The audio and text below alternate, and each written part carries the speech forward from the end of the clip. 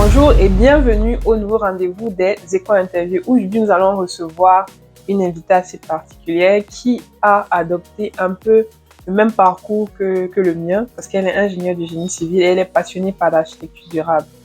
Donc, je vous prie de recevoir aujourd'hui avec moi l'ingénieure Audrey Agbanganon qui nous vient du Sénégal, qui exerce en France.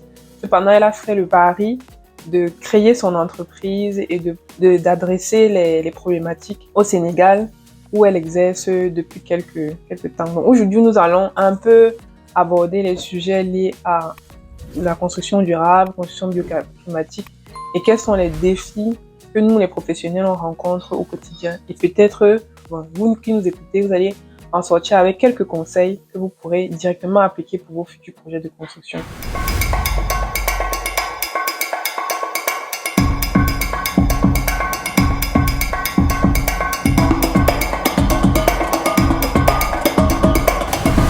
Bonjour Audrey. Bonjour Fabienne. Je suis très contente Je vais très bien, merci. Et toi-même? Je vais bien, merci. Ok, j'espère. Je suis très très contente de te recevoir aujourd'hui. Et c'est comme si c'est une routine ici de recevoir des personnes que je n'ai jamais rencontrées physiquement, mais avec lesquelles j'ai eu l'occasion de discuter à travers les différents réseaux, parce nous sommes des passionnés de ce que nous faisons. Donc, pour la petite histoire, on a discuté l'année dernière assez rapidement, lorsque on a vu que toutes les deux, on communiquait beaucoup sur les sujets de construction durable. Et c'est là que j'ai appris que tu as créé ton cabinet et que tu proposes des services, principalement en Afrique de l'Ouest et surtout plus au Sénégal. Donc, on va essayer de décortiquer cette thématique-là et voir ce qui t'anime. Et peut-être que tu vas nous donner plein de conseils et ce que tu mets au quotidien dans les projets avec les personnes qui te consultent. Donc, je vais te laisser l'occasion de te présenter et de nous dire qui tu es, ce que tu fais, ta vision et ce qui te passionne dans la vie. Alors, bonjour à tous et toutes. Merci beaucoup Fabienne. C'est un honneur pour moi de pouvoir partager ici avec vous ce que j'ai pu apprendre jusqu'ici. Alors, comme tu l'as déjà dit, je suis Audrey Agbanganon, fondatrice d'AZ Archi Concept, une entreprise de génie civil axée sur la conception et la construction bioclimatique. Alors, je suis ingénieure en génie civil avec une spécialisation en bâtiment durable et efficacité énergétique. D'ailleurs, mon mémoire de fin d'études portait sur l'impact de la végétalisation des parois sur le confort thermique. Donc, ma spécialisation après n'était qu'une suite logique en fait. C'est là que je me suis orientée vers ce domaine. Et c'est d'abord ma passion, le confort thermique. J'ai toujours aimé ce cours, cette matière-là, depuis l'école d'ingénieur. Et j'ai toujours été fascinée aussi par toutes les innovations que je voyais dans les autres pays, dans le domaine de l'architecture durable, bioclimatique, dans le biomimétisme aussi. Je m'intéressais beaucoup aux concours, je lisais beaucoup quand même. Je me souviens de ma première année d'école d'ingé. J'ai toujours voulu, même si ça me paraît vraiment être trop prétentieux, j'ai toujours voulu voir émerger une architecture qui servait l'occupant, en fait. Une architecture qui était propre à notre milieu, à nos valeurs et adaptée en fait à nos réalités. Et franchement, présentement, je suis contente de voir que la génération actuelle de jeunes architectes qui émergent a cette problématique à cœur, justement. Et puis, mis à part la passion, il y a quand même ce besoin en Afrique. Qu'on se le dise tous, tout le monde se plaint de la chaleur chez lui. Les factures d'électricité. Ah oui, les factures d'électricité, on n'en parle même pas. Faut-il même d'en faire mention? C'est vraiment une véritable problématique et je pense que c'est à notre génération de poser les jalons, de tracer le chemin pour les générations qui viennent en fait. Au-delà de ça, il y a aussi l'urgence climatique que nous connaissons tous et toutes ses conséquences on commence de plus en plus à les ressentir. Exactement. Tout ce parcours m'a quand même ouvert les portes au poste que j'occupe actuellement. Donc, en tant qu'ingénieure thermicienne, je suis chargée d'assurer le respect des réglementations thermiques dans les bâtiments en construction et aussi en rénovation, mais également de l'étude du confort thermique. Finalement, je fais quand même ce que j'aime. Oui, ok. Au sein d'AZ Archi Concept, en parallèle à mon travail, même si c'est compliqué, j'accompagne quand même les maîtres d'ouvrage dans la conception de leurs projets. Et sur mes réseaux, j'essaie, comme je peux, de vulgariser la construction bioclimatique. Ça, c'est sûr que c'est un gros travail de continuer à vulgariser, éduquer le plus grand nombre sur ces sujets-là.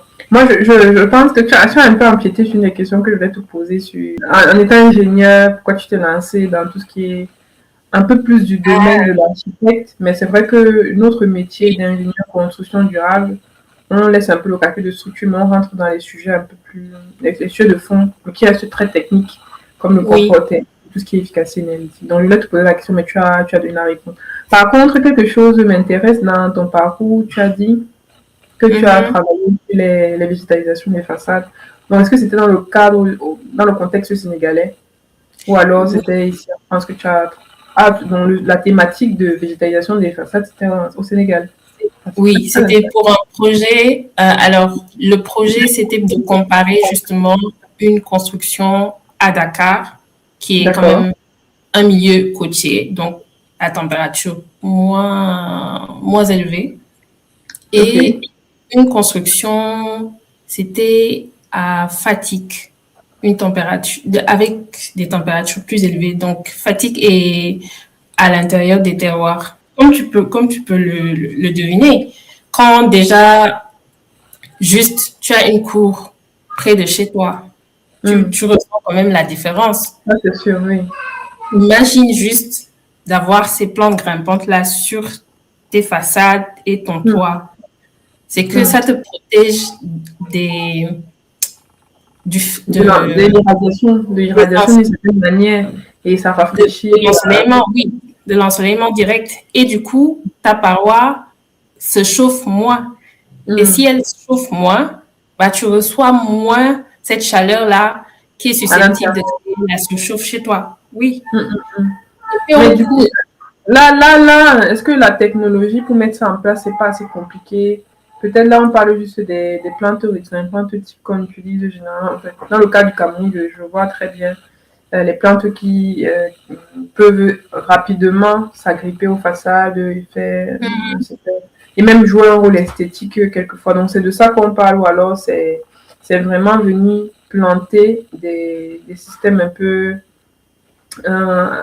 des bacs, en fait, par exemple, des bacs dans lesquels on va pouvoir venir planter des plantes qui vont peut-être être, qui sont des plantes qui sont grimpantes, disons ça comme ça, et qui vont venir couvrir toute la façade. Mais là, je me demande, est-ce qu'il n'y a pas eu encore plus un sujet de mise en œuvre dans notre contexte où il faut vraiment penser ça en amont? C'est surtout plus ce sujet qui est peut-être un peu plus complexe, mais ça peut être aussi simple. Il y a plusieurs façons de mettre en place la technique. C'est comme tu as dit. Ça peut juste être des plantes grimpantes qu'on a mis dans des pots et puis on les guide, certes, mais on les laisse couvrir toute la surface de la paroi. Ça peut être aussi des plantes qu'on vient mettre sur des treillis qu'on fixe sur les murs. Tout dépend de la technologie, en fait, qui est le mieux, la plus facile à mettre en place sur le site. Après, comme c'était quand même un projet, et mon maître de PFE à l'époque me disait que c'était quand même quelque chose qu'il voulait mettre en place. Je sais pas trop comment ils envisageaient de faire tout le reste, mais bon, c'est qu'il y a quand même beaucoup de façons de faire. Je crois que la plus simple, c'est de mettre les plantes dans des pots et de les laisser monter. Donc, alors, si on n'est pas sur des bâtiments de très grande hauteur, plutôt prendre des plantes grimpantes qui s'habituent assez rapidement et de quitter depuis un élément d'extension qu'on aurait mis après les budgets pour qu'elles puissent s'arrêter sans souci. Donc là, on va rentrer dans le vif du sujet et des questions un peu plus techniques et qui vont te demander de nous faire part un peu de tes retours d'expérience sur ce que tu fais au quotidien. Donc, de ce que tu as déjà eu à traiter, quelles sont pour toi les grosses erreurs de conception que la plupart des personnes font pour la mise en œuvre de leur logement? Oh, il y a trop à dire, en fait. Le sujet est trop vaste, c'est ça. En fait, il y a tellement à dire. Mais en fait, je pense que l'erreur à la base de tout, la plus courante déjà, je crois qu'elle commence avant même que le projet n'ait commencé. C'est quand le particulier, lui, il se lève, il décide de confier son projet au maçon du coin. Oui. Ah. Après, je dis ça comme ça, sans offense. Hein. Je les respecte beaucoup, ces braves hommes-là. Mais seulement, chacun doit se limiter à ses fonctions, en fait. Parce que, bon... le premier problème, vraiment, se situe à ce niveau. Okay. Une grande partie de la population, pour une grande partie d'entre eux, franchement, faire dessiner son plan par un architecte est trop cher pour eux. Et ils le voient comme une perte d'argent. Ouais, ils ne voient pas loin, ils voient juste là, à l'instant T. Voilà, je paye quelqu'un pour qu'il dessine ma maison. Je ne comprends pas. Je peux prendre le papier et tracer les lignes. Voilà, c'est juste les lignes, non? Alors que souvent c'est quand même aussi un manque d'information parce que le particulier lambda, qu'on se le dise, il ne sait pas souvent à qui s'adresser au début de son projet. Il ne sait pas, il connaît pas le rôle d'un architecte, encore moins d'un ingénieur génie civil, encore moins si tu viens pour lui dire je suis spécialiste en conception bioclimatique et efficacité énergétique. Je peux gérer ton truc. Il va pas comprendre. Donc, puisque déjà, en partant de ça, le dessin n'est pas fait par un professionnel. Donc, l'implantation du bâti est mal faite.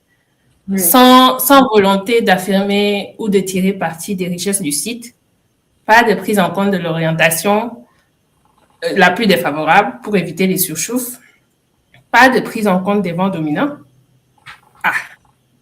Donc, tu vois, il y a que... si je continue, il y a trop de problèmes d'une seule décision que la personne a prise en amont. Et c'est comme ça. Est-ce que tu peux croire que jusqu'à présent, il y a des gens qui construisent, et je suis sûre même que tu as dû peut-être faire l'expérience où tu as eu à le voir. Il y a des gens qui construisent et puis il y a des pièces chez eux, il n'y a pas de fenêtre. Donc, il y a des pièces à l'intérieur de la maison, je te promets, il y a des pièces à l'intérieur de la maison, il n'y a pas de fenêtre qui donne sur l'extérieur. Oui. Et pour eux, c'est normal. Il y en a, au moins, ils mettent les fenêtres, mais la fenêtre est à l'intérieur, genre ça donne dans la maison. Mais ça n'a aucun sens. Ça n'a aucun sens. Parce que de base, la fenêtre, c'est pour la lumière naturelle et la ventilation. Oui. Exactement, donner à l'extérieur pour tout ce qui est ventilation et apport lumineux. Donc, en fait, donc, pour toi, on n'a même pas besoin d'entrer dans les détails, mais pour toi, tu identifies la principale erreur dans la décision que le maître d'ouvrage prend en ne se faisant pas accompagner dans la conception de son bâtiment.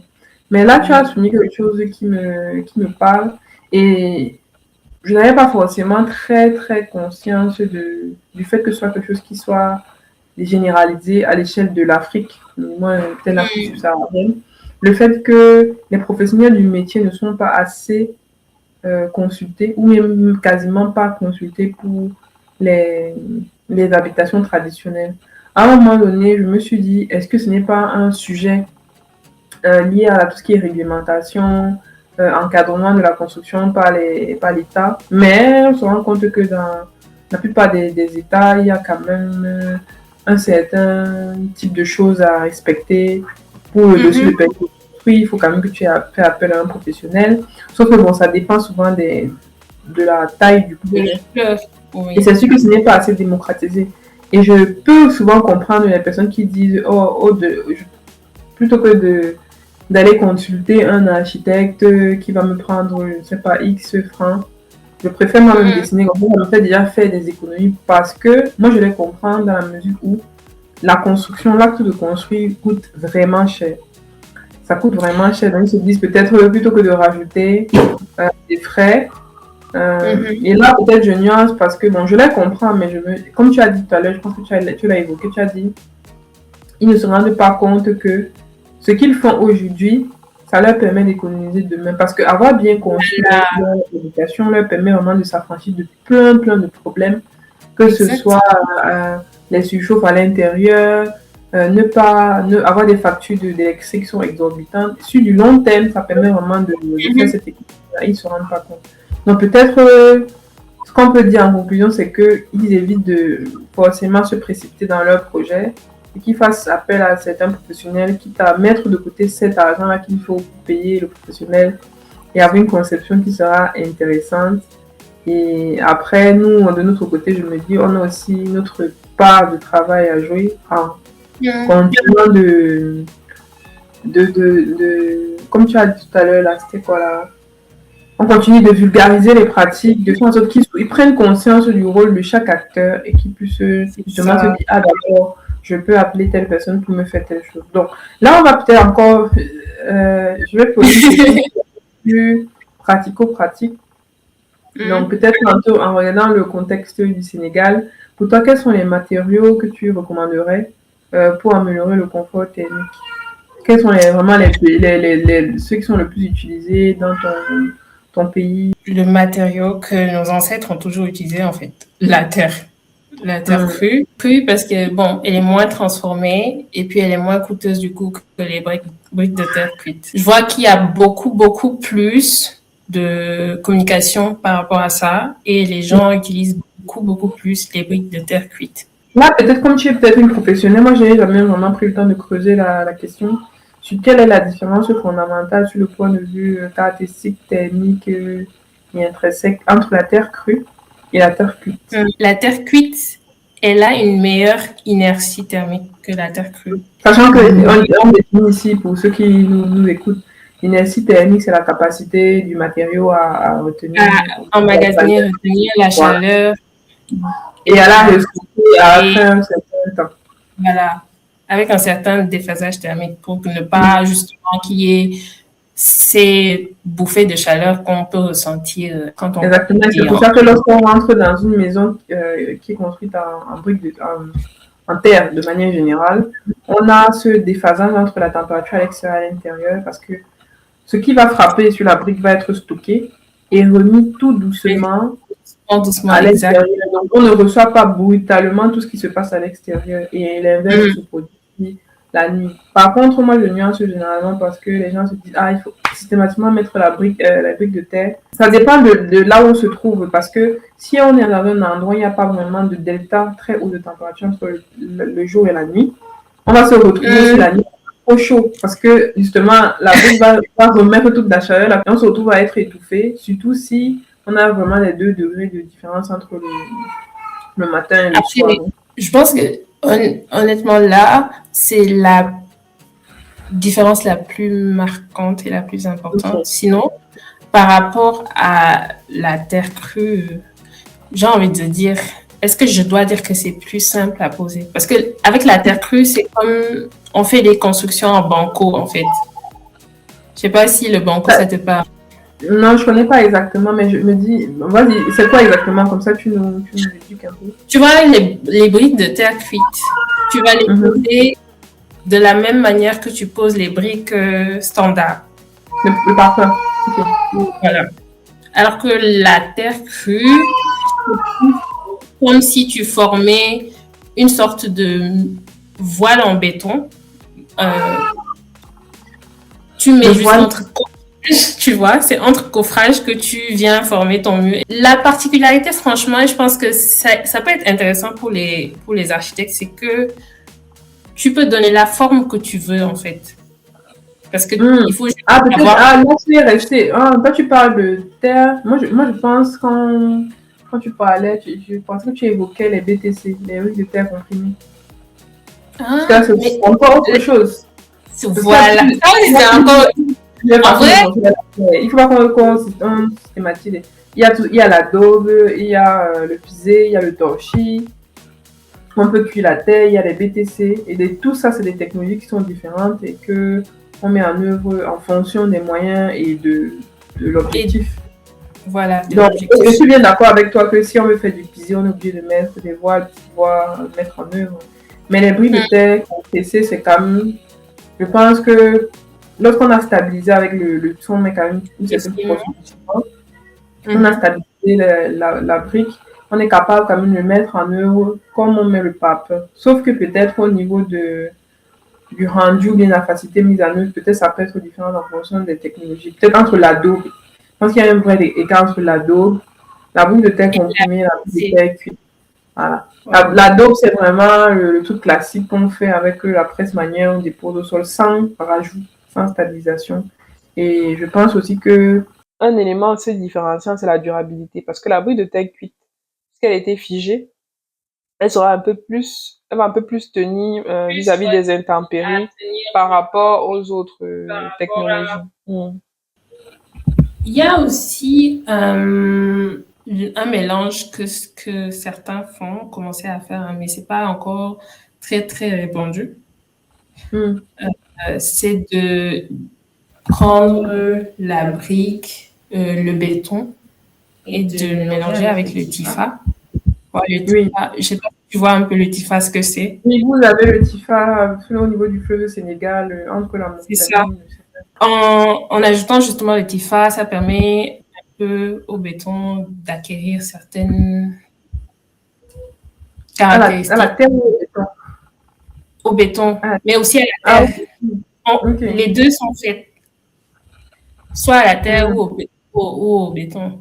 De mélanger avec la terre, franchement, c'est juste la magie en fait. Parce que bon, c'est comme si tu prenais un isolant et puis tu mets encore un matériau qui est déjà très bien avec un isolant. C'est déjà c'est intéressant parce que la dernière interview que j'ai faite, c'était avec M. Oumar Ouele, c'est un entrepreneur qui a... Ah oui, je connais. Ouais, je l'ai eu la dernière interview là, et donc il nous a parlé de ce qu'il a fait comme... en fait, il a conçu un prototype de maison avec un certain nombre de choses mises en place, l'isolation, et justement il a fait son isolation avec des bottes de Tifa. Donc, oui, peut-être chez vous, c'est assez répandu. Est-ce qu'il y a du bois? Il y a du bois, vous travaillez avec du bois chez vous? Personnellement, j'en ai jamais rencontré, mais je sais qu'il y a des projets qui se sont faits avec de la charpente bois. Donc oui, le bois est utilisé. Juste qu'il faut vraiment faire attention avec le bois, parce qu'il faut le traiter pour qu'il ne prenne pas feu. Donc par rapport à la sécurité incendie. Et il faut aussi le traiter par rapport aux insectes, les termiques. Et il faut aussi le rendre imputrescible. C'est moins compliqué, oui. Imputrescible, donc pour qu'il ne pourrisse pas et qu'il dure plus, qu'il ait une durée de vie plus importante dans le temps. Donc voilà. Le bois, c'est un peu compliqué. Franchement, personnellement, j'en ai jamais vraiment utilisé dans les projets. Ok, alors merci pour cette réponse qui était un peu technique. Tu nous as donné plein d'éléments intéressants. La dernière question, c'est une question qui est un peu portée sur l'avenir. Parce que il y a ce discours-là qui est récurrent sur le fait que l'Afrique, c'est l'avenir. Et même les statistiques montrent que d'ici 2050, un habitant sur 4 sera africain. Parce que c'est comme ça que la population. Et du coup, ça implique qu'il y aura beaucoup d'Africains qui seront urbains, donc qui seront dans les villes. De ton point de vue et de peut-être de ta vision à toi, qu'est-ce qu'il faudrait mettre en place pour que dans la construction de cette Afrique-là de demain, la construction durable, bioclimatique soit mise comme référence? Pour moi, le rôle de l'État est indispensable. C'est le premier, c'est ouais, le premier à pouvoir permettre et faciliter la mise en place d'outils d'alimentation, justement, permettant de promouvoir ces techniques et ces matériaux de construction-là. Il y a déjà eu des programmes d'expérimentation comme Tikao, là, justement. Je parlais tout à l'heure du TIFA. Oui. Ce programme d'expérimentation, c'était justement pour un peu, je ne vais pas dire vulgariser, mais faire un pas vers la construction avec le TIFA, le béton, le TIFA, la terre, le TIFA. Bon, il y a déjà eu ce genre d'expérimentation qui ont été faites pour étudier l'utilisation du TIFA. Il faudrait continuer sur cette lancée pour moi. Et puis, organiser plus d'ateliers entre les acteurs de construction, les tables rondes, pour promouvoir et aussi former les acteurs de la construction à ces sujets-là. Parce que quoi qu'on dise, encore aujourd'hui, dans nos écoles d'ingénieurs, c'est le béton, le béton, le béton. C'est dommage. Oui. On a même une matière qui s'appelle béton armé. C'est-à-dire que le problème... le problème même, c'est que les étudiants eux-mêmes, tu leur parles de la construction en terre, en bois, ok, en TIFA, c'est bien beau, mais comment on fait? Concrètement, il faut pouvoir aller toucher dans le dur. Et est-ce que, au-delà du fait que tu identifies cette orientation matérielle, il y a d'autres choses qu'il faudrait mettre en œuvre pour vulgariser la construction durable? Il faudrait transmettre aux jeunes nos connaissances, comme c'est l'avenir de demain. Ah, quand tu dis ça, c'est comme si nous, on est déjà vieux. Hein. Nous, on n'est pas si. Oh. Quand je dis les jeunes... Non, arrête. Tu as compris ce que je dis. Quand je dis les jeunes, c'est-à-dire nos petits frères. Voilà, nos petits frères qui viennent de commencer là. C'est comme le futur, justement, commence aujourd'hui là. C'est bien aussi de continuer en multipliant ce genre de talk show là. Oui. Les écoles d'interview à notre niveau. Et puis, continuer la sensibilisation, en fait, pour permettre la vulgarisation des techniques anciennes qu'on a oubliées, en fait. Et puis, former à ces alternatives au béton, comme je disais. Ne pas seulement faire étudier aux ingénieurs le béton armé et puis ses comportements. Qu'ils sachent dimensionner le bois, les constructions en terre et puis la paille. C'est important. Et puis, du point de vue même identitaire, ça fait que, au moins, on va commencer par construire des villes et puis des villages, même si les gens pensent que la terre, c'est juste au village. Mais non, on va commencer par des villes qui nous ressemblent. Hein? Sortir de ce carcan-là qui nous fait penser que si je construis en terre, c'est parce que je suis pauvre. Non. La terre, c'est beau. C'est vraiment une vision qui est généralisée. Hein. Tout le monde pense à ça, en fait. Pourtant, c'est ça. C'est très beau. Et pourtant, mais c'est tellement beau. Est-ce que tu as vu les bâtiments en terre? Non, en fait, hein, après, là, il faut qu'on fasse un petit documentaire, là, on montre aux gens que construire en terre, la vie. Déjà, la couleur de la terre par rapport au béton, en fait, ça fait que tu n'as même pas besoin de venir mettre une couche de peinture ou quoi que ce soit, un enduit. C'est déjà naturellement beau. Je dis ça. Les gens qui fustigent la terre parce que, oh non, c'est moche, tout ça. C'est vieux. C'est vieux. Et puis, je ne suis pas villageois. Vous êtes là, vous dites, ça coûte cher. Ça coûte cher. Tous les gens... Il fut un temps, les gens fustigeaient la terre parce qu'ils disaient oui, comme c'est une nouvelle technique, ça coûte cher, la main-d'œuvre, il faut la main-d'œuvre qui connaît, ça coûte cher. Ok, ça coûte cher. Au moins, quand tu construis avec ça, tu économises sur ton second œuvre. Parce que tu as déjà une maison et puis c'est joli. Ta maison sera là, orange, façon terracotta. Oui, terracotta, c'est exactement ça. Différente de chez ton voisin, tu pourras sortir et puis tu te vantes un peu, tu dis, mon voisin, regarde un peu la maison.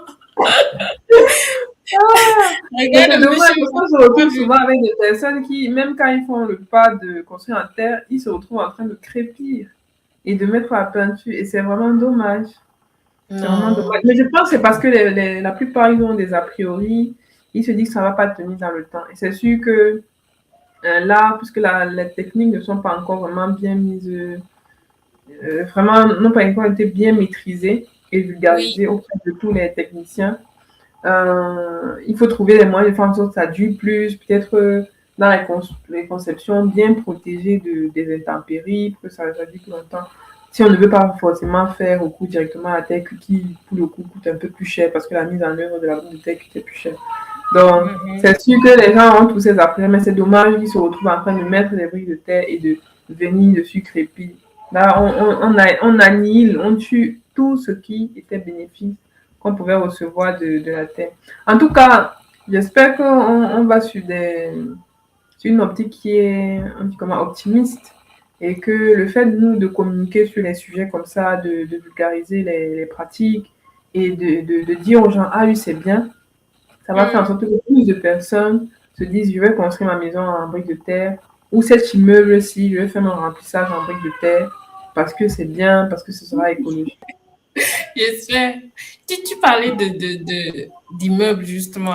La brique de terre permet apparemment, chez lui quelque part, permet de construire jusqu'à 5 étages. Donc, Oui, tous les... mais là, pour moi, je reste encore un peu sur la réserve par rapport à ça, parce que 5 étages, c'est quand même assez, c'est bon, c'est beaucoup.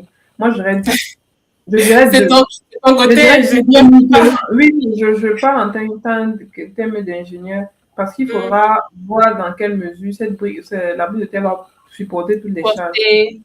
Je ne pense pas qu'on pourra faire, on peut faire peut-être les dalles avec du bois, trouver vraiment Oui, des bonnes épaisseurs de murs pour hauteur pour pouvoir tenir, mais sur 5 étages, je pense même qu'ici en France, ils ont fait une expérimentation sur un projet et le max qu'ils ont pu avoir, c'est un R+2. Donc, c'est encore quelque chose qu'il faut étudier. Et puis, dans nos contextes, avec tout ce qui est impact du changement climatique, donc les inondations, tout ça, il faut vraiment prendre la question sur un penser autre point la de vue. chose. Moi, je suis plus à dire aux gens, quand on vous demande de construire durablement, c'est pas forcément de prendre uniquement la brique de terre et faire que avec ça. Il faut faire un mix de matériaux.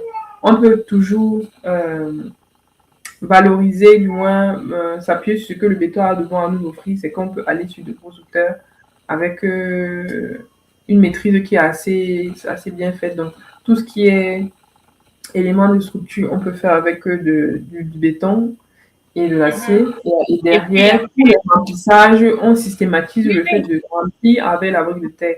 Comme ça, on va avoir des bâtiments qui seront plus confortables et qui vont coûter un peu moins cher sur toute la durée de vie. Donc, en tout cas, ça, on va dire que c'est encore des méthodologies que nous sommes en train d'éprouver. Et c'est en faisant qu'on apprend tous, qu'on c'est va ça. pouvoir nourrir un peu tout ce qui éveille sur le sujet et vulgariser les pratiques. En tout cas, on reste optimiste, Audrey, et on se dit que nous, de par notre passion sur ce domaine-là, on va continuer de produire. Je te laisse alors donner le mot de la fin pour qu'on se laisse. Je te laisse nous dire le mot de la fin. Qu'est-ce que tu veux nous dire pour la fin? Je crois que on devrait partir de cette interview-là avec au moins à dire 3 choses. Un, il ne faut pas sous-estimer. Ne ris pas, les gens vont penser que je blague. Pardon, que comme tu disais là, tu es en train de Il ne faut pas sous-estimer la phase de conception de votre projet. Oui. C'est ça qui permet d'éviter certaines erreurs et puis de vous garantir un confort futur et des coûts moindres de dépenses énergétiques. Faire appel à une entreprise de construction, nous ne sommes pas si chers, considérant le produit que l'on vous livre. Hein? Restons raisonnables. Oui. Cela permet de libérer le maître d'ouvrage d'un poids, ce qui n'a plus à stresser pour la supervision du chantier, avec des matériaux qui finissent plus tôt que prévu. En réalité, faire appel à un professionnel vous donne le produit que vous demandez et puis vous met à l'abri des dépenses inutiles. En général, ce qui est drôle, c'est que vous pensez faire des économies, alors qu'en réalité, tous les architectes ne sont pas spécialistes en bâtiments durables. Donc, s'il faut aller les voir directement, sans conseil d'une entreprise qui s'y connaît, il faudrait au moins privilégier les matériaux locaux à portée de main. Ça permet de réduire les coûts, surtout ceux liés au transport. Et puis, bon, qui dit plus long trajet, dit aussi pertes plus importantes. Cela réduit également l'empreinte carbone, même si beaucoup de gens vont me dire, on s'en fout. Construction durable, l'empreinte carbone, c'est important. Troisièmement, toujours insister pour avoir un espace extérieur, faisant office de véranda, où au moins les enfants pourront s'amuser sans risquer leur sécurité, où on pourra avoir un potager. Oui, juste un endroit où on peut prendre le thé, à l'ombre d'un banquier, parce que c'est important. Non, c'est important. Ces pièces tampons-là sont importantes. On les sous-estime, mais elles sont importantes parce qu'elles offrent elles créent en fait un microclimat autour de l'habitation qui rafraîchit finalement l'habitat. D'accord. On va alors retenir ça pour le mot de la fin et on te dit merci. Merci vraiment pour ce beau moment que tu nous as permis de passer et pour avoir partagé avec nous ton expérience et ta vision du domaine de manière générale. Donc, peut-être on fera un autre épisode où on va peut-être aborder d'autres thématiques. Donc, j'espère que ceux qui nous ont écoutés sont en sorte de là avec plein de conseils qu'ils pourront directement mettre en place sur leur projet. Et donc, on se dit à très vite. Merci à toi, Fabienne, pour cette opportunité.